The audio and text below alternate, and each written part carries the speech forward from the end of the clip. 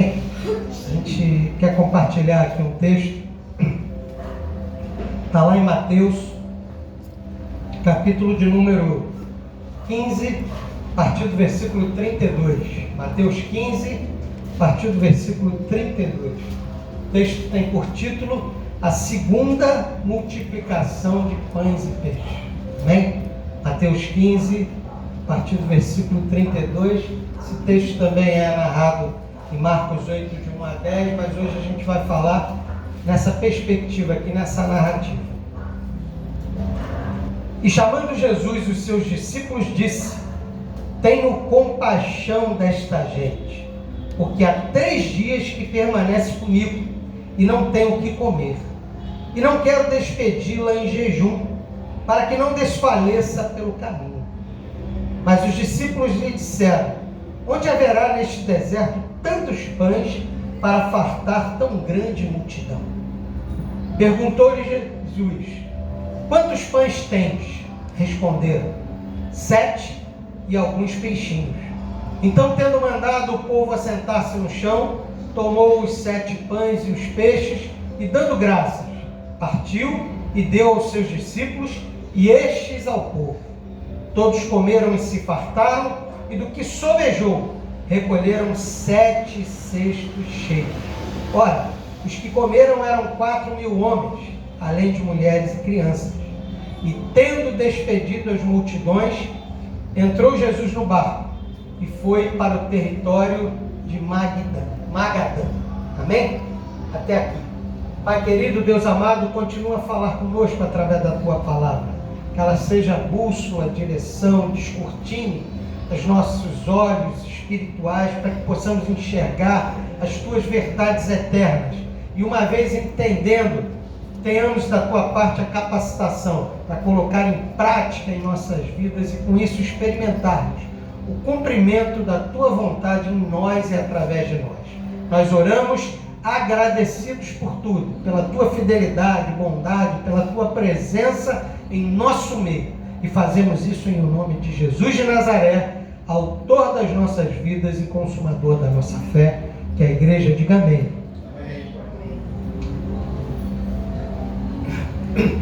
Aleluia.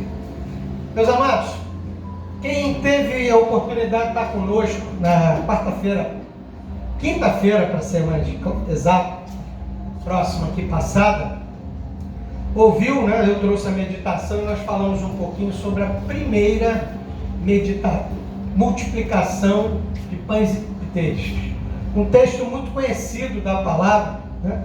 E que ali, né, além de funcionar como o discipulado de Jesus para seus seguidores, né, para aqueles que o acompanhavam, né, ele traz para a gente alguns princípios, né, fantásticos. Né? A gente, só para lembrar, nós vemos ali que a multidão ouvia Jesus até o cair da tarde, né, em meio àquela relva verde, afastados das cidades, e ali, né, Jesus, ao ver aquela multidão, primeiro ele se compadece delas, né? Porque, segundo ele, eram como ovelhas que não têm pastor. Né? E essa figura, né, remete a gente a pensar em um animal extremamente frágil, né? Um animal que, lançado à sua própria sorte, né, teria dificuldade em arrumar comida, correria o risco de se machucar, cair em algum abismo, ou ser, né, o banquete de lobos devoradores ou de outros animais selvagens no deserto. Essa é a figura que Jesus vê, né, ao olhar para aqueles e ver aquelas homens e mulheres sem direção, sem alguém que pudesse liderá-los. E ali Jesus, ensinando aos seus discípulos, né, o princípio de dar a eles, que eles deveriam ser instrumentos. Quando Jesus não estivesse mais, eles seriam responsáveis por ter essa sensibilidade e por direcionar o povo, continuar a sua obra. E é interessante que nós vemos nessa figura um jovenzinho que tem 5 pães e 2 peixinhos. O lanche dele, que daria de boa para ele voltar para casa alimentado e ficar tudo bem. Mas a Bíblia diz que ele cede esse lanche, seria dele, para os apóstolos que apresentam a Jesus. Né? Algo simples, mas o que mostra a disponibilidade, né, que Jesus espera da gente de devolver, de deixar disponível os dons, os recursos que Ele nos deu, que Ele nos fornece. E a partir dali, Jesus manda que os apóstolos organizem tudo, organizem aquele grupo de maneira que aquela multidão estivessem, né, ali sentados de forma ordeira, em grupos, né, de 50, 100 homens, e a palavra diz que Ele toma aqueles peixes, dá graça e começa a dar para os apóstolos. E manda-os distribuir. E à medida que eles distribuem, Ele volta. E aqueles peixes e pães continuam a brotar, a se multiplicar de uma forma sobrenatural, mostrando um princípio que Jesus queria deixar para eles. Não somente o princípio humanitário, o princípio de alimentá-los, de dividir com o próximo aquilo que a gente tem, mas mostrando que quando nós dividimos aquilo que Deus nos dá, Ele multiplica. Quando compartilhamos com o outro as verdades eternas, elas se multiplicam e alimentam multidões. Porque a palavra diz: não só de pão viverá o homem, mas de toda a palavra que sai da boca de Deus. Ali Ele falava para uma multidão de judeus daquelas circunvizinhanças. E ao contrário desse texto de hoje, né, que aqui nós falamos de outra situação. É um segundo milagre com as mesmas características. Mas aqui, né, nós encontramos o treinamento avançado daqueles discípulos. Jesus avança nesse discipulado porque Ele precisava deixar alguns outros princípios para esses discípulos, que seguiriam, né, com a sua obra aqui na terra quando Ele se entregasse e partisse para o Pai. E aqui a palavra nos diz que Jesus estava vindo da região de Tiro e Sidom. Ali Ele tinha, né, já curado a mulher Cirofenícia, já tinha operado, expulsado os demônios do Gadareno, e Ele, quando quis seguir, não, volta para a tua família, testemunha aí na região. E quando as pessoas começaram a ouvir falar daquilo que Jesus fazia, dos sinais, começaram a segui-lo. E Ele, ao voltar, né, vai para a região de Decápolis, mas continua ali, nas regiões, na terra dos gentios, que Isaías vai chamar de Galileia dos gentios. Ali Jesus, né, cercado de novo de multidões, começa a falar da palavra do reino. Só que é interessante que os milagres que Ele fez, a Bíblia diz que coxos andaram, cegos voltaram a ver, surdos voltaram a ouvir, e a multidão ficou maravilhada. E ali não arredava o pé de ouvir os ensinamentos, de ver os sinais que Jesus fazia. Chegado ao terceiro dia, como narra o texto, a palavra diz que Jesus olha para eles, e aí se compadece deles.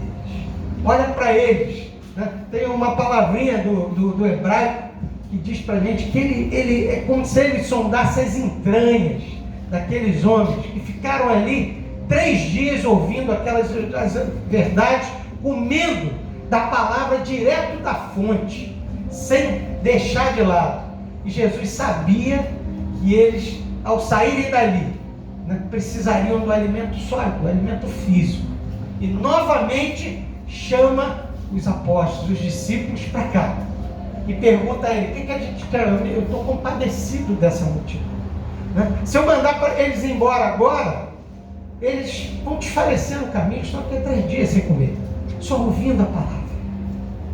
E a Bíblia diz, né, que os discípulos: mas Senhor, nem se tivesse, né, nem se fosse em todo lugar, não teria pão para essa multidão, não tem padaria que dê conta de fornecer pão para essa gente, nem se a gente tivesse esse dinheiro. É interessante que, se a gente parar para pensar, no outro milagre, aqueles homens não tinham visto esse milagre. Mas nesse caso, os discípulos já haviam testemunhado a multiplicação da outra vez. Mas aqui há um detalhe que muda toda a circunstância. A Bíblia diz que aqueles gentios, por conta dos milagres de Jesus, louvavam ao Deus de Israel. Ou seja, homens que serviam a outros deuses ali, nações pagãs, que aos olhos dos judeus eram como cães, por causa dos seus ritos, das suas práticas, mas que Jesus estava deixando uma mensagem diferente para seus discípulos. Por isso que com a mulher Cirofenícia, Ele fica na dele. Os discípulos, não incomoda o mestre, não incomoda, até que ele inicia aquela conversa que se consolida num milagre, depois da fé demonstrada por aquela mulher, depois da perseverança. Mas ali Jesus estava sinalizando algo para aqueles homens, que para a gente hoje também faz todo sentido. Ele sabia o que ele podia multiplicar, mas ali ele estava testando o coração daqueles homens. Agora com gente que não vale nada, agora com gente que você despreza, é gente que ninguém olha por eles, é gente que está aí perdida, que não conhece o Deus que vocês estão tendo a oportunidade de ver revelado aqui, encarnado sobre vocês. E agora? Como é que vai ser? E agora? O que vocês vão fazer? E a Bíblia diz que os discípulos ali, quando Jesus pergunta, o que vocês têm? E eles se colocam e dizem, temos aqui 7 pãezinhos cevados, mais alguns peixinhos. Então, traz para cá. E ali dá graças, novamente, e manda-os distribuir, e ali toda a multidão é farta, novamente o milagre se repete, e a Bíblia diz que sobejam 7 cestos. É interessante que o cesto da primeira, a narrativa, ele é um cesto um pouco menor, sobraram 12 cestos. O cesto que ele trata aqui é um cesto fundo, que cabe um homem inteiro dentro daquele cesto. Dessa vez sobraram 7 cestos, depois de ter alimentado 4.000 homens. E o que Jesus estava ensinando para eles? Aquilo que ele complementaria em Mateus 28, quando ele dá a grande comissão. Na primeira multiplicação, ide e pregar o Evangelho em Jerusalém, Samaria. E na segunda multiplicação, e até os confins da terra. Jesus aqui apontava que ele veio não somente para os judeus, mas que também para os gentios. Ali Jesus estava mostrando que não importava a ele somente cuidar daqueles que eram do seu povo, mas ele queria mostrar para aqueles homens que eles precisavam se importar com aqueles que ninguém se importava, que ele precisava também alimentar, cuidar, ser um instrumento de Deus para aqueles que ninguém queria ir, para os coxos, para os aleijados, para os miseráveis, enfim, o que ele ensinava para os seus discípulos. E hoje ele está dizendo para a gente, está muito bacana pregar o Evangelho na igreja, está aqui, está louvando a Deus, mas tem gente lá fora que precisa ser alimentado por essa palavra. Tem gente que, se vocês que são meus não forem, ninguém vai. Se vocês que são meus não fizerem, ninguém vai fazer. Por isso, eu estou fazendo aqui. E vocês, é o exemplo para que vocês sigam e também estendam essa palavra, estendam essa salvação, dividam também essa palavra com outros, para que a salvação alcance a outros, se cumprindo a palavra e a comissão que mais tarde ele deixaria, após a ressurreição, de pregar o Evangelho a todas as nações, até que ele volte. O que eu acho tremendo de Jesus é que o ensinamento para a gente, para mim, para você, ele vai acontecendo de forma gradativa. Jesus é prático, ele vai ensinando e vai mostrando na prática aquilo que ele quer. Por isso que eu digo que Jesus nunca pede a alguém algo que ele próprio não tivesse disposto a realizar enquanto homem. Ele jejuou, vocês não jejuam agora, mas quando eu não tiver, jejua. Quando o noivo estiver fora, aí vocês vão precisar jejuar. Amém? Jesus, consultado, você vai pagar imposto? Qual é esse filho aqui? Não é de César? Então dá a César o que é de César e de Deus o que é de Deus. Ou seja, ele mostrava que enquanto aqui nessa terra nós temos que seguir um caminho a partir dos princípios que ele deixa para a gente. Mas esses princípios são diferentes porque são uma contracultura. Por isso que a palavra de Deus é loucura para aqueles que se perdem, mas para aqueles que são salvos é poder de Deus. E o que ele espera da gente é que a gente imite o mestre. Fazer o milagre, eles sabiam que eles fariam, e eu e você sabemos que ele é poderoso para fazer infinitamente mais do que a gente pede ou pensa.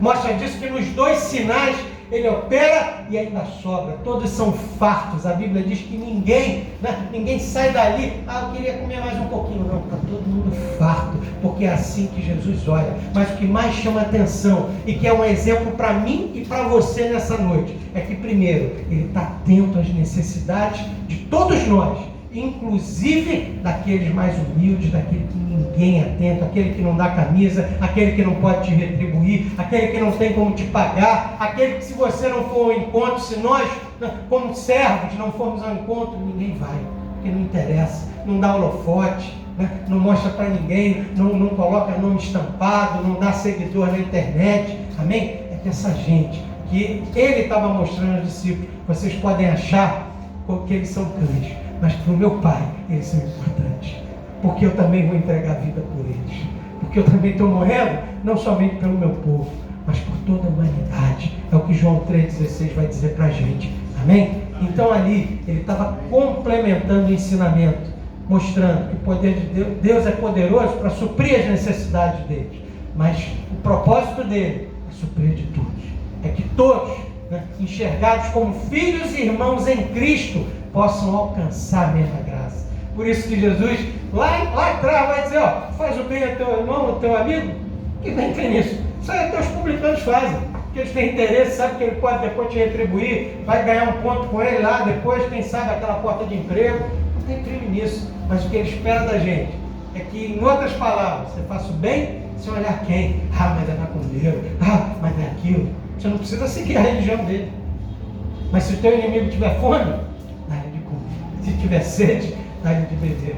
Como diz o louvor, somos filhos de Deus, e para nós o mais importante é o amor, e com isso amontoará as brasas vivas sobre a cabeça dele. Ou seja, o inimigo vai ficar rubro em saber que ele te persegue, e você paga o mal com o bem. Olha que coisa tremenda. E o pior de tudo, ou o melhor de tudo, é que no final a glória vai para ele. Lembra que no início, depois que Jesus faz os milagres, todos louvam ao Deus de Israel. E o propósito de Jesus qual era? Glorificar o Pai. Pai, eu te glorifiquei desde o início e agora eu te peço por eles. Não peço que os tire do mundo, senão você teria que levar, mas que os livre do mal. Amém? Não somente a eles, mas aqueles que algum dia conhecerão o teu nome através da vida deles. E hoje essa comissão está sobre mim, sobre você. Nós fomos os chamados para sermos esse instrumento. E o que a gente precisa entender, que todos são dele. Nós precisamos entender que religião não é barreira,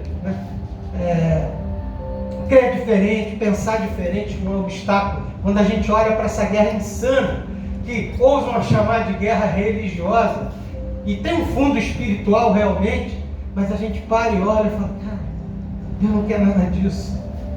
Porque o propósito de Deus é que todo mundo viva bem, o propósito de Deus é que todos eles possam habitar, coexistir de uma forma tranquila. Esse é o plano de Deus na restauração. Mas tem coisas que precisam acontecer para que de fato a história, a palavra se cumpra. Mas da nossa parte, nós fomos chamados para ser esse canal de amor, e para olhar para o outro, que ninguém olha, todos desprezam, com o olhar que Jesus olha para a gente e olha para eles, se importando, reconhecendo, tendo a sensibilidade, que tem muita gente precisando do Senhor. Tem gente precisando de ajuda? Tem gente precisando de recursos? Tem, mas tem muita gente precisando da palavra que liberta, que restaura, que muda a sorte, que faz tudo novo na vida de cada um, assim como tem feito na tua vida e na minha vida. Amém? Como nós ouvimos, o princípio continua sendo o mesmo. Quando você partilha e divide aquilo que Deus te dá, Deus multiplica. Ou seja, Ele faz com que aquilo vá mais na frente e abençoa mais pessoas, seja fisicamente, seja espiritualmente, através dessa palavra que muda cada um de nós, a cada dia nos limpa, nos alimenta e nos direciona ao caminho que devemos andar, que é o caminho do Senhor. Amém? Então que nessa noite a gente possa pensar sobre isso, e assim como as Escrituras aqui mostram, a gente possa aprender com Jesus, a ter esse olhar diferente, esse olhar manso, esse olhar compassivo, esse olhar que tem compaixão daqueles que sofrem, que estão no engano, que estão servindo a outros deuses, que estão com uma vida, talvez pelos seus próprios erros, mas que quem somos nós para julgar? Quem não errou, quem em algum momento não fez escolhas erradas e de alguma forma pagou um preço por isso, mas através de Jesus nós podemos ver isso tudo transformado. Aquela multidão experimentou e os discípulos viram, a partir de Jesus, que ele queria mais.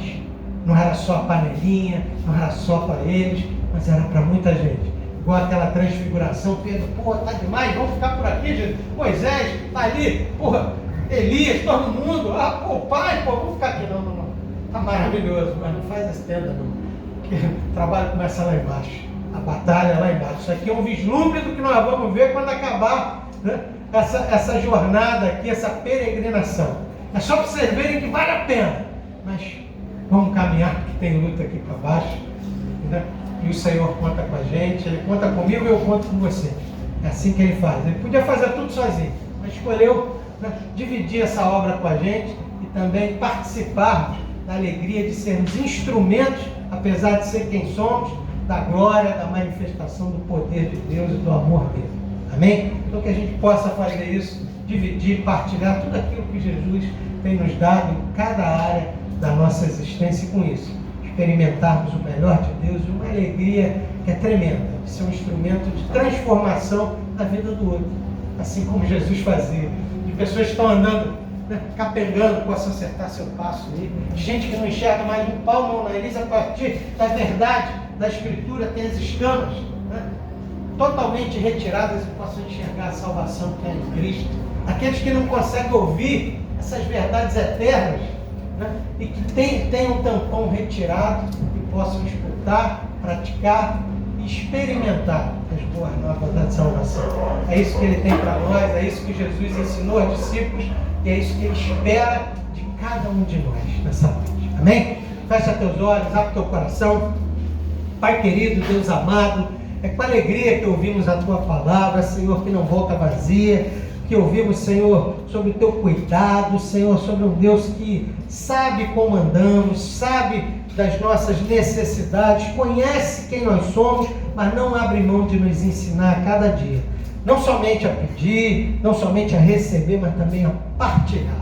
Tudo aquilo que Tu nos dá de forma graciosa, para que outros também possam, Senhor, povoar esse reino, que é um reino de paz, de justiça e alegria no Espírito Santo. Por isso, nos capacita cada dia, nos dá esse olhar, tira todo tipo de conceito, preconceito religioso que eventualmente nos faz olhar para o outro, Senhor, para outros, Senhor, de uma forma, Senhor, ruim, Senhor, achando que eles podem não merecer, Senhor, a graça, Senhor, que é imerecida de qualquer um, Senhor, não somente deles, mas também de nós, Senhor. Em nome de Jesus, Senhor, que assim como Jonas, Senhor, achou que os ninivitas não mereciam a Tua salvação, que não venhamos, Senhor, a cair nesse erro, nos importar mais com coisas do que com gente.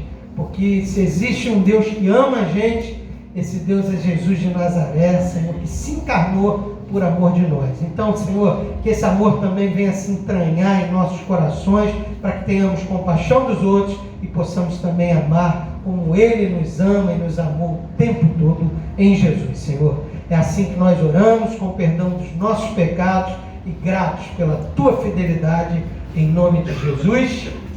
Amém.